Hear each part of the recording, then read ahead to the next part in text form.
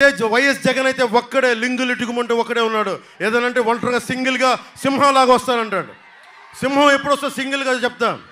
దెబ్బలు తిని ముసలి వయసులో, ఎందుకంటే సింహం ఎప్పుడు వేటాడదు, సో గుంపు చేత వేటాడేస్తాయి. సింహంగులు వేటాడుతాయి. కొన్ని సింహంగులు వేటాడితే ఆ వేటాడి తెచ్చి సింహం తింటది.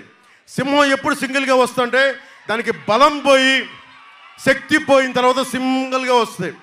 నేను సజ్జల రామకృష్ణారెడ్డి గారికి ఒకటే చెప్పా, ఇది జంతు ప్రపంచం కాదు, ఇది మానవ ప్రపంచం, ఇది ఆంధ్ర నేల, ఇది అందుకని కూర్చోబెట్టి, ఇది జంతువులకి సంబంధం లేదు. అన్యాయం చేసేవాడి మీద ఆక్రోశం చెందినవాడు, తిరుగుబాటు చేసేవాడు, వాళ్ళందరూ కలిసి కూటమిగా ఏర్పడ్డారు.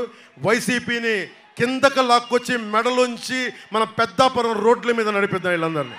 మీకు ఒకటే అవకాశం, సరిగ్గా ఇంకొకరు దాదాపు 2 వారాలకు 1-2 రోజులు ఎక్కువ ఉంది. మనం బలంగా నిలబడతాం. నేను పిఠాపురం నుంచి పోటీ చేస్తున్నాను. ఎందుకు పిఠాపురం ఎంచుకున్నాను?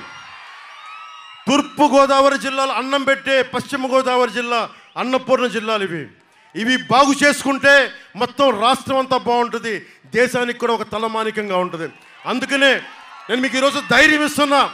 ఒక ద్వారంపూడి చంద్రశేఖర్ రెడ్డి కానీ, ఎలాంటి గూండా అయినా సరే, ఎలాంటి రౌడీ ఎమ్మెల్యే అయినా సరే, మీరు నన్ను పిలవండి, ఇక్కడే వస్తా.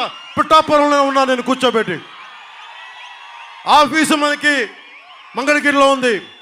మీకు నేను ఇన్ని సంవత్సరాల నుంచి రోడ్ల మీద తిరుగుతూ ఉన్నా.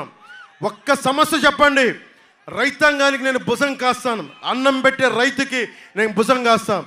ఆడబిడ్డలకి భద్రత, యువతకు ఉపాధి అవకాశాలు, మీకు ప్రోత్సాహకాలు, ఇవన్నీ మేము చూసుకుంటాం.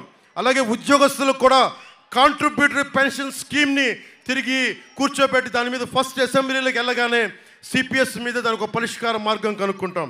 అలాగే పోలీస్ ఉద్యోగాలని రిక్రూట్మెంట్ ప్రారంభిస్తాం.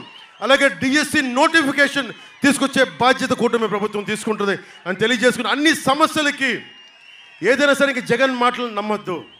ప్రతి పథకాన్ని ఏది ఆపు చేయట్లేదు. ఒక 500-1000 రూపాయలు పెంచే ఇస్తున్నాం తప్ప ఏ పథకాన్ని ఆపట్లేదు.